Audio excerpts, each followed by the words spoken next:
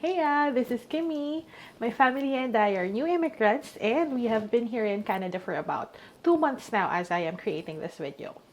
So for today, I will be generally listing down the fees, the expenses, and the proof of funds that we had to prepare for my Express Entry and for my SINP and Express Entry application. So I will be going through the list in line with the application steps that I shared on my previous video about the application process and timeline that I had. So if you have not watched that video yet, I will be leaving a link of that video down below. But before we begin, I just want to put out a disclaimer. The things that I am about to share are based on my application experience only, and we have to consider that foreign exchange rates vary daily, and immigration fees may vary as well depending on your pathway. There may also be new updates on fees and required proof of funds from time to time. So it's best that we should also check on the IRCC website to verify on the current fees. Also, the reason why I am sharing this is to hopefully provide reference to those who are interested to apply for immigration. Or if you are that person, may this help you to be more prepared in terms of planning for your finances and funds before you proceed with your application. Or if you were in the process already, may this help as a reference on what expenses you should expect and prepare for. Because back when I was applying, my husband and I had a handful of worries for not having enough budget to pay for fees and other expenses. And it was during those times that I really wished I came in prepared in terms of knowing how much will be spent for an immigration application. And with that, let us now proceed with the list of expenses for provincial nomination and express entry application. So, we are going to break the spend down into three categories, which will be first, the expenses, second will be the application fees, and last will be the proof of funds.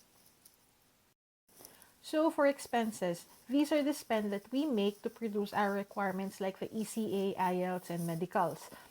And for the fees, these are the application and processing fees that we pay to IRCC or to the provincial government if you were applying through PNP. This also includes fees such as visa processing and PR fees. And for proof of funds, or what we most commonly refer to as the show money, this is not an expense, but rather this is the amount that you need to have in your bank account that is required by the federal government of Canada for you to be eligible for immigration. This is part of the requirement, and ideally the minimum amount required is what you need to settle in Canada if you get approved for nomination. Now that we have categorized the expenses, we shall proceed and list down the expenses in line with the application steps that I went through and shared on my previous video about my application process and timeline. And to recap on that, here are the steps as listed, and I have the link of that video on the description below if you would like to watch it. But as what I have said on that video, before anything else or before you start with these application steps, it is ideal that you have your ECA and IELTS results ready. And with that said, let's begin on the expenses. So the first spend that you are going to make is getting your ECA. And in my case, I got mine from Wes, but you may also get your ECA from one of these designated institutions listed on the IRCC website.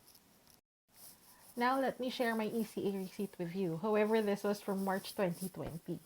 So anyway, I want to show you this because there are additional fees that you have to pay aside from the ECA package. As of February 2023, or as of the creation of this video, the ECA package with West is 240 Canadian dollars. Then you have to pay for the standard delivery fee, which is now at $11. And if you're residing outside Canada, you also have to pay international courier fee, which is now at $89. And then, since I applied for provincial nomination, I included an additional copy for me to have 2 sets of ECA reports that will be sent to one, the provincial government of Saskatchewan, and second is for IRCC. So to summarize, if you were applying for PNP Express Entry and based on this receipt, you will be paying $240 for your ECA package, $32 for additional copy of your ECA, $11 for the standard delivery fee, and additional $89 for international courier fee if you are residing outside Canada. And that sums up to 372 Canadian dollars if you were getting your ECA with West. And to all my kababayans, the equivalent of this to Philippine peso is around 15,000 pesos if 1 Canadian dollar is equivalent to 41 pesos. After ECA, or you can have this first, or you can get this at the same time with your ECA, the next is to have your IELTS. But I suggest that you both have your ECA and IELTS result with you before you begin your application. I would just also like to correct what I said about the validity of IELTS test result from my previous video. I have mentioned of it being valid for 1 year. I apologize because as I was updating myself with the fees, I learned that the IELTS result is still 2 years, or the validity remains to be valid for 2 years from the date of your IELTS exam result. So again, it is valid for 2 years. Your IELTS result will be valid for 2 years. Now for the cost of the IELTS exam, based on IDP, if you take it here in Canada, it is 346 Canadian dollars. And if you are from the Philippines, it would cost you 11,900 pesos. And when you have your ECA and IELTS result already, you can now create your expression of interest on step 2. And when you reach our step 5, which is the submission of your application for provincial nomination, you have to have your proof of funds ready by this time. As I mentioned at the beginning of this video, proof of funds is not an expense. What you need for this is to prepare the amount based on IRCC's requirement on how much money you need to immigrate to Canada. Again, you just have to prepare this and have your account statement ready to prove that you have the required amount accessible to you. Now, based on my application, for a family of 3, you need to have at least 20,371 Canadian dollars, or around 835,000 in Philippine peso if 1 Canadian dollar is equivalent to 41 pesos. Now, it is important that you stay updated with the Forex and the required amount for your proof of funds when your funds are not in Canadian dollars. An example, I applied from the Philippines. Thus, my proof of funds are in Philippine peso. The proof of funds required for a family of 3 is 20,371 Canadian dollars. Now, with the daily movement of Forex, 1 Canadian dollar may be equivalent to 41 pesos today, but after a few days, it can also be equivalent to almost 44 pesos. So, if that's the case, my 835,000 pesos will not be enough should that happen. Also, you must take into consideration, and based from what I read on forums and reviews, when you submit your application, the equivalent of your proof of funds to Canadian dollar will be locked in at the Forex on the day of your submission. So moving on, after you upload all your requirements, you now have to submit your application and pay the application fee. If you were applying for Saskatchewan PNP or the SINP, you will pay 350 Canadian dollars upon the submission of your application. This is equivalent to around 14,000 in Philippine peso.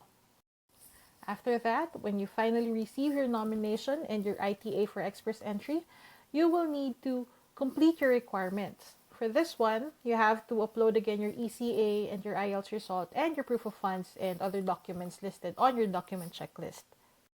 Now on this step, you may need to pay a fee to get a police clearance from your local government, and you have to get a PR photo for your family and get your medical exams.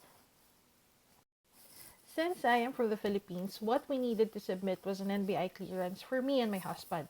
We paid a total of 310 pesos or 155 each for our clearances, and it will be more or less $7 to $8 if I convert it to Canadian dollars. For the PR photo, we spent around 900 pesos to get our PR photos back in the Philippines.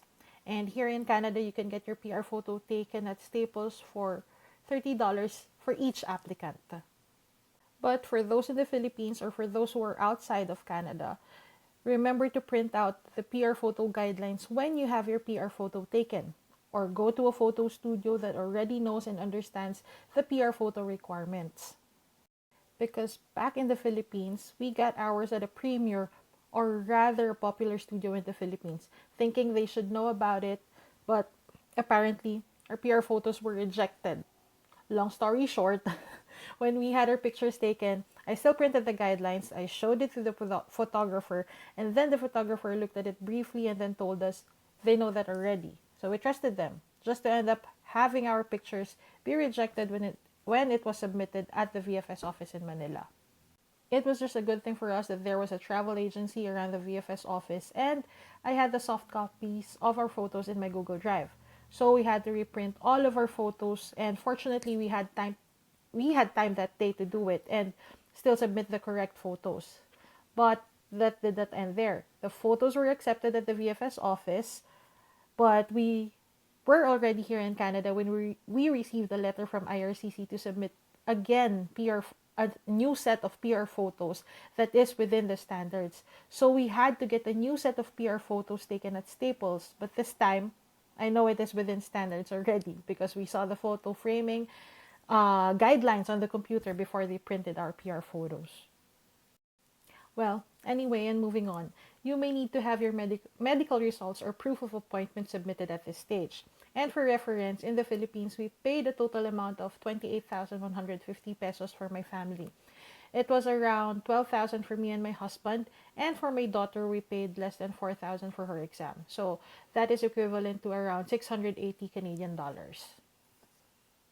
So now, after you completely upload everything on your document checklist, you will submit your application and pay the necessary fees. So upon submission of my Express Entry application, I paid the following. As the principal applicant, I had to pay $825 for the permanent resident fee. I also paid $500 for my right of permanent residence fee, or the RPRF. And I paid for the family biometric fee of $170 for a family of 3. We also paid the same amount for my husband for the PR fee of $825 and $500 for the RPRF. And for my daughter, the PR fee is only $225 and RPRF is not required for her. Then, once you submitted and paid for your application, you now have to wait for the decision. And while waiting for that decision, you may receive the biometrics instruction and your request for visa processing. However, at this point, since you have paid the biometrics fee upon the submission of your application, you just have to schedule an appointment at the visa office when you receive the instruction letter. Then, after you submit your biometrics, you may be receiving your request for visa processing. This one, you have to pay this directly at your visa processing office. In the Philippines, we processed ours at the VFS Manila office in Makati. For a family of 3, we paid a total of 2,276 pesos, or around 55 Canadian dollars. This includes visa processing and shipping or delivery of our visa stamp passports to our residents. And there we have it. Generally, this will be the list of what or how much you need to prepare if you are applying for provincial nomination, specifically Saskatchewan provincial nomination and express entry. So to sum it all off, the expenses to prepare for your requirements will be around 1,500 Canadian dollars. For application fees, you have to prepare around 3,500 Canadian dollars.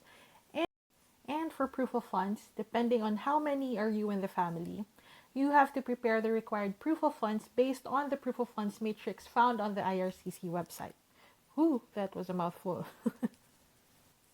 To simplify the table, here is the total amount that you need to prepare in Canadian dollars and its equivalent to Philippine peso for my kababayans.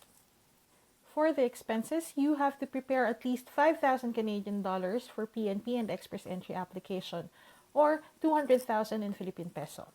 But note that there may be other things or requirements that will require you to pay some fees, like getting your transcript from your school or requesting a bank statement from your bank, but that may vary per each applicant. Now, if you include the proof of funds to compute for how much you need to prepare, because remember, your proof of funds should be consistently maintained in your bank account, so the amount you submitted with your application should be maintained, ideally, until you get your peer approval. In Canadian dollars, you must have at least $25,000, and in Philippine peso, you must have prepared at least $1 million for your application. Now, this list of expenses and fees are based on my application. this is the DIY application. So if you will be using the services of an immigration consultant, or if you will apply through an agency, the cost of that should be on top of this total. Anyway, as we have listed this, we know that immigration application is an investment. That is why it's best to be prepared, not only financially, but also knowing what to expect, like on what fees you need to pay or which documents may require fees to get or something like that. Nonetheless, being prepared takes off a whole lot of stress when you apply for immigration. So, yeah. And there we have it, guys. I hope this may help you with your application or with your research or for whatever reason. Again, the fees may vary or be updated. So take note that this video is created on February 2023, and it will be best to check with the IRCC website for any changes, specifically on the application fees and proof of funds. Again, I would like to repeat that everything that I shared is based on my application, on what we have paid or what we have prepared for our immigration application. So, yeah, there we have it. And remember that it's always best if you prepare financially when you apply for immigration.